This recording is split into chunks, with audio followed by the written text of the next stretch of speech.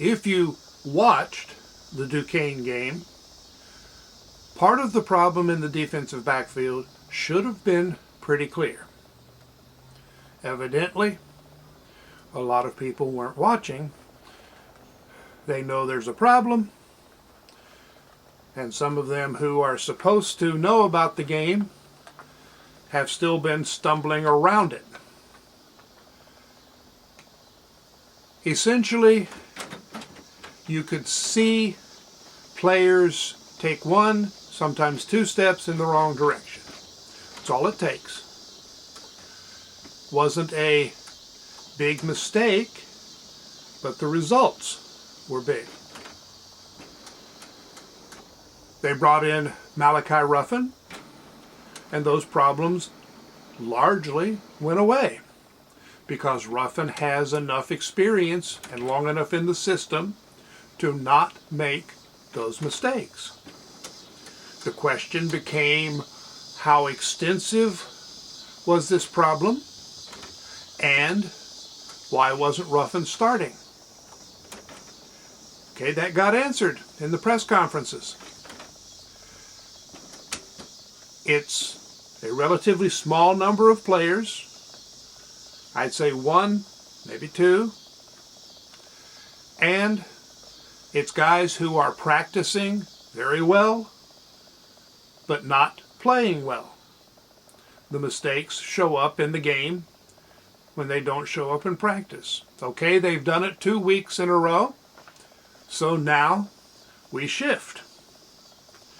The guys who play better will play more. Now those other guys still have to play, partly because with injuries we don't have the depth, but also simply because it's how they are going to overcome those mistakes. They have to play because that's where they're making the mistakes. They're practicing well. We got to get them over this hump. Don't know how long it'll take. But Ruffin's good. Give the kid some credit. He's busted his butt. He's made mistakes, but he corrects them. I think it will be a solidifying force in the defensive backfield. And a lot of, like I say, some of this was obvious.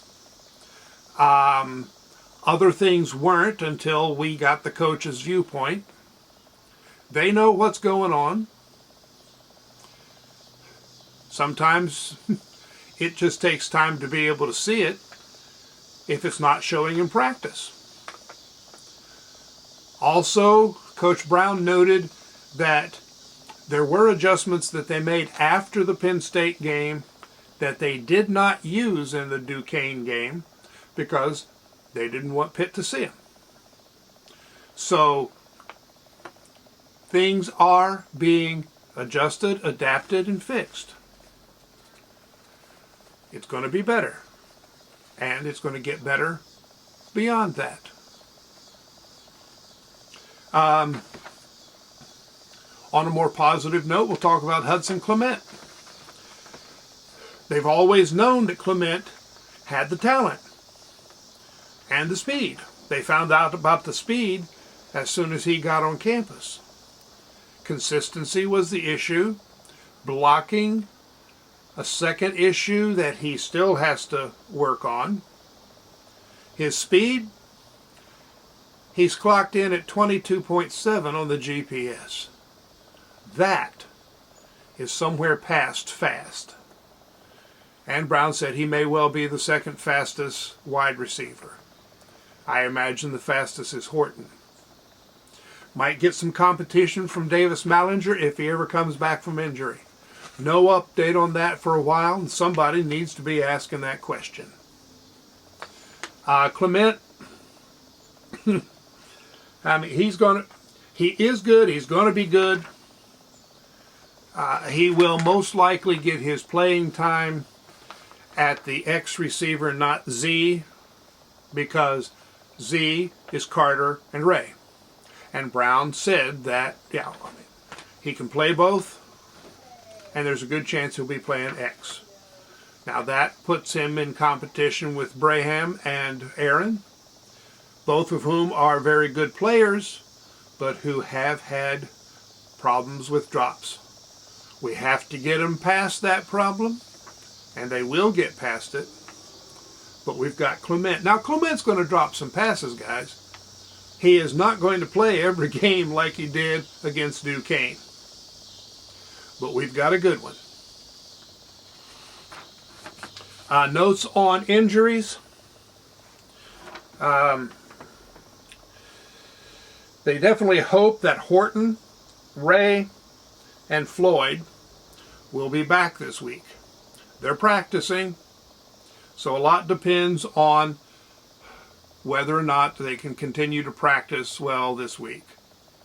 Carter was almost ready to go, but they saw that he wasn't running full speed in warm-ups and told him he wasn't going to be playing. He wasn't happy, but you don't want a guy going three-quarter speed even against Duquesne and possibly making the injury worse.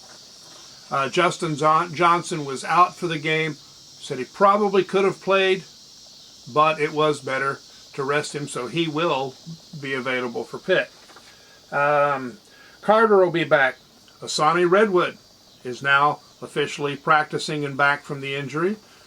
Don't know if he will actually be in the rotation this week. With a little luck, he'll see a few plays.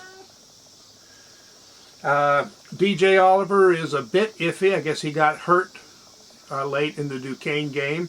Not necessarily seriously, but we'll see. Montre Miller, things remain unclear for the fans and the media. They seem to be a little more clear for Coach Brown, but he's not ready to make a statement. Not clear whether that means it's a choice between surgery, rehab, or simply taking the season off. I don't know if Miller would have a medical red shirt if he doesn't play the rest of the season. Sounds like it's a bit similar to the Woods situation last year, and really sucks rocks to have two very good corners go down in similar ways so early in back-to-back seasons. Hopefully this works out both better for Miller and the team and more amicably. But overall, we should be good on the injury side of things if nothing happens in practice this week or outside of practice this week. Let's see, anything special? Yeah, he did note that the Pitt quarterback is good when the play breaks down. That's kind of bad for us because that has been when the teams get the big plays against that defense. Oh, and again, does problem on the defense. Brown said it's issues with eyes. Beanie Bishop said the same thing. The backs are looking the wrong place at the wrong time. And also some, just general bad fundamentals. It is not personnel. It's not ability. It's just some bad habits. Something that clicks in under the pressure of the game. So they have to be able to play in the game the way they play in practice, not let the game kind of overwhelm them, not get out of their basics. So they say, there will be promotions and demotions in terms of who gets playing time. Definitely means that Ruffin will be playing more. I think I can pretty safely predict that. It's not clear if there's a problem with the safeties or not. Burks, no. I mean, Burks had a bad game against Penn State, but it was a bad game. We know he can play. How much things may come back together when Floyd is back, we'll see. Now, he did play a lot better at the end of last season. Unlike Cobb and Wilson, he has a year in the system, so I think he will be a steadying influence if there is a problem at safety.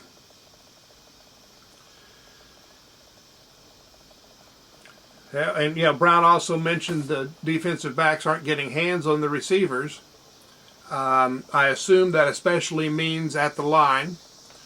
So we got to get the guys up more. This past week, we were seeing one corner up, one back. And often as not, it was the guy who was back who was still getting beat. You got to have your eyes in the right place. You got to have your footwork. We've still got a lot of young guys back there. Time does fix many things if you work your butt off. We're going to beat Pitt. I've said it for the last 2 weeks. I'll be saying it all through this week as I do more videos. Well, that's an update.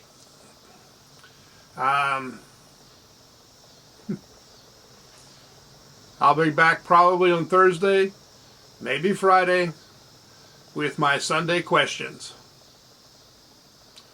See you then. Beat Pitt.